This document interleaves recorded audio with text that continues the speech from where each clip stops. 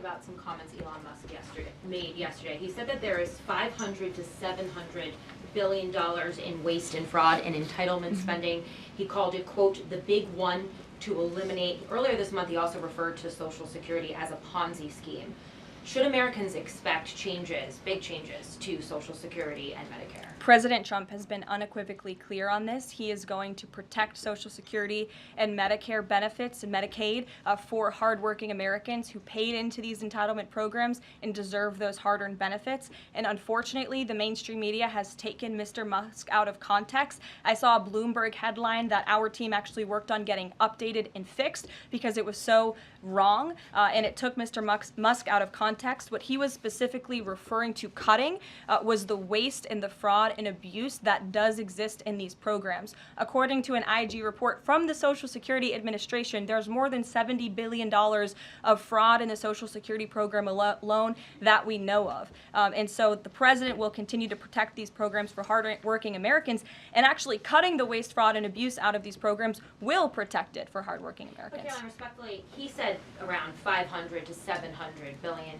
There was no evidence to claim that, and also if that is the case, that would represent more than a third of what Social Security paid out last year, maybe 20% of Social Security and Medicare. Again, if you read his full quote, he said, we think, so it's an estimate based on what he's seen. He's not saying definitively, he's saying that's what DOGE suspects and thinks. And that's exactly why DOGE was created, to ensure that we are investigating the fraudulent spending, the wasteful abuse across our federal government. And I would remind everybody in this room that 77% of the American people support this effort by Elon Musk and DOGE to identify such waste, fraud, and abuse. Caroline. Go ahead.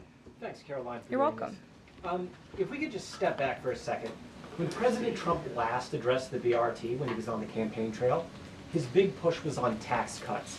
He's going there today as he's proposing tax hikes in the form of tariffs. Not and true. I'm curious He's not for doing why that. he's prioritizing that over the tax cuts. He's actually not implementing tax hikes.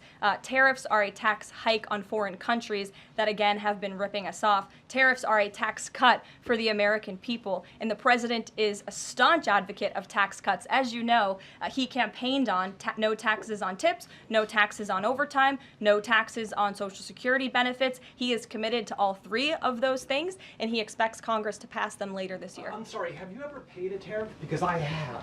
That's They it. don't get charged on foreign companies, they get charged on the importers. And ultimately, when we have fair and balanced trade, which the American people have not seen in decades, as I said at the beginning, revenues will stay here, wages will go up, and our country will be made wealthy again. And I think it's insulting that you are trying to test my knowledge of economics and the decisions that this president has made. I'm now regret giving a question to the Associated Press. Mary, go ahead. Hey, Caroline, I have two if that's okay. The first one was on Russia, Ukraine. I know Special Envoy Witkoff said yesterday that Zelensky apologized in his letter to Trump. Can you share any more about that letter and what else might be interesting from it that we don't know? Yes, the president did reference that letter, as you're saying, in his joint address to Congress. And I do have an update. As you know, Secretary of State Rubio and our National Security Advisor Mike Waltz have been negotiating with the Ukrainians today in Saudi. They will be providing a full readout of that meeting very soon. But I can assure you and everybody here and the American people that the news we've received from that meeting throughout the day and the president has been briefed on is positive. This meeting has been productive. I will let Secretary of State Rubio and our National Security Advisor speak to the specifics of what has taken place today when they are ready to do so when the meeting concludes. Lindsay, go ahead. Thank you, Caroline.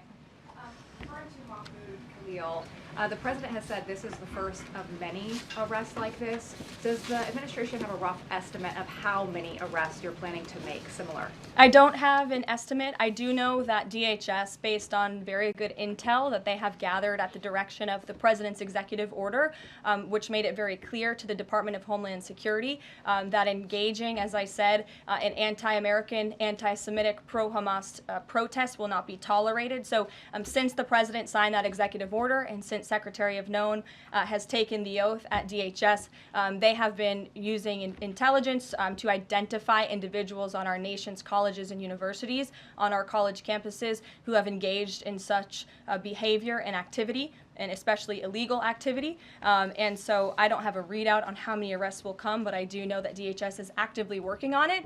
And I also know that Columbia University has been given the names of other individuals who have engaged in pro-Hamas activity, and they are refusing to help DHS identify those individuals on campus. And as the president said very strongly in his statement yesterday, he is not going to tolerate that, and we expect all America's colleges and universities to comply with this administration's policy. Jasmine. Thank you so much, Carolyn, for the question. On Canada, after all of these threats to increase tariffs or turn off electricity, I wonder, does this administration still consider Canada to be a close ally of the United States? Well, I think Canada is a neighbor. They are a partner.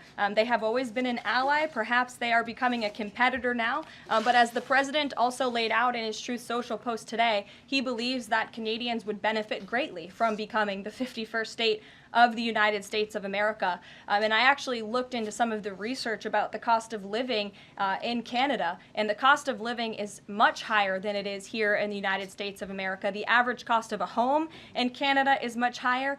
In Quebec, the highest tax rate for an income of $150,000 or more is 53.3%, more than half of Canadians' incomes they are being taxed on. So the president has made it clear that he believes Canadians would be better served economically, militarily, if they were to become the 51st state of the United States of America.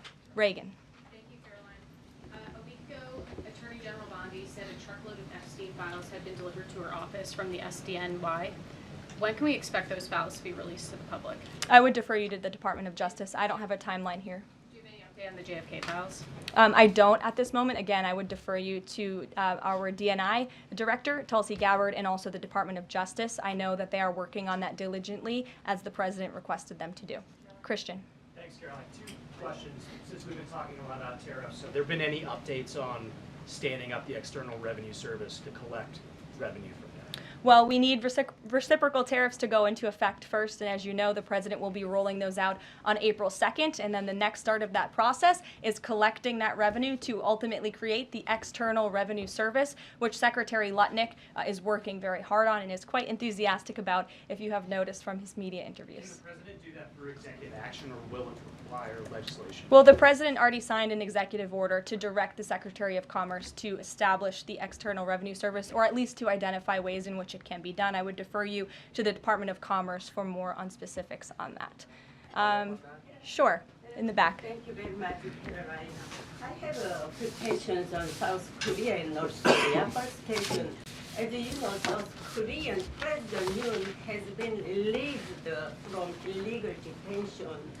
What is the reaction of the United States as an ally?